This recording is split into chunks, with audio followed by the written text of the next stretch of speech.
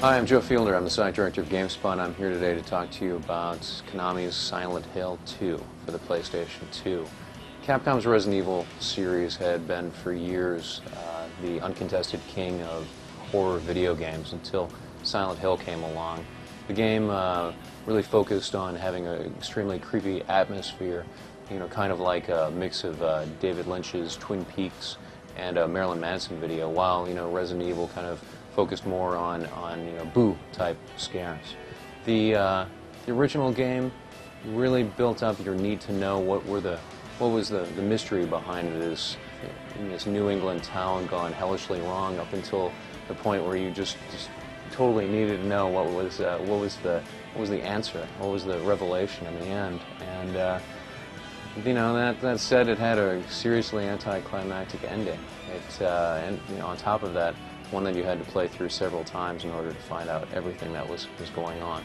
Hopes have been high that the game's PlayStation 2 sequel would improve on the storyline as well as improving on the graphics. I think everyone's kind of expected that the series jumping to a next generation platform, the graphics would have a significant jump as well.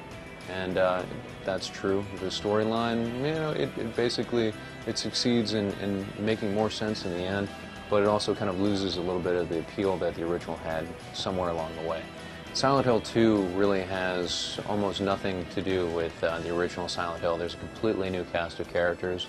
You have to forget everything you knew about Silent Hill. Other than that, it's one hell of a foggy town, and there are creatures out of the mist. You play as James Sunderland, a man who's come to town because he's gotten a letter from his dead wife asking to meet her there. So you come to town, and almost immediately you realize that something's horribly wrong. All the people that you bump into are mentally unbalanced, and soon creatures start coming in out of the mist.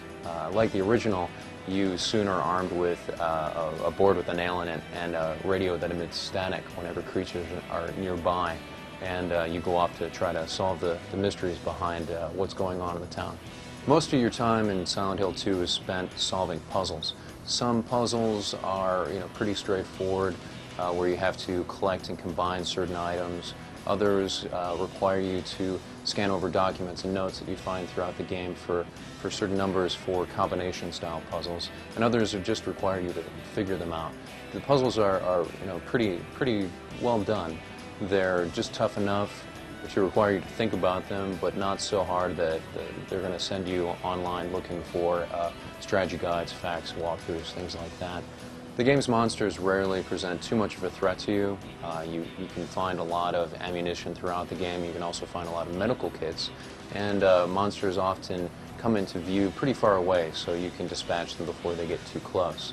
When you're walking indoors, you really have to clear them out in order to get around, but if you're outside, they move slow enough where you can just dodge them. Suffice to say, the combat isn't really challenging. The few encounters in the game that resemble boss fights will be easy work for anybody who's ever played a Resident Evil game. The best aspects of Silent Hill 2 are the game's graphics and sound. The monsters in the game look fantastic. They're really well designed. Many, if not all of them, are disturbing on a kind of subconscious level, sometimes even kind of having sexual overtones. So the game's definitely not for kids, though it definitely has been edited a bit from earlier versions that we've seen in the game. The creatures in Silent Hill 2 sound about as scary as they look, and also the soundtrack is pretty unnerving as well. It's sparse at times, but then it builds up in key moments. It's really atmospheric. Silent Hill 2 offers up two different kinds of control settings. The default is more like Resident Evil, and the second setting is what they call 2D mode, and that's more like Onimusha, where you can just move your character in a certain direction. Besides that, there are also different settings for monster difficulty and puzzle difficulty. If you set the monster difficulty to beginner, you could walk away from a fight with two monsters for 15 minutes, come back, and you'll still be alive. The other settings, if you want to set them to harder difficulties, that might be a little more challenging for die-hard survival horror fans.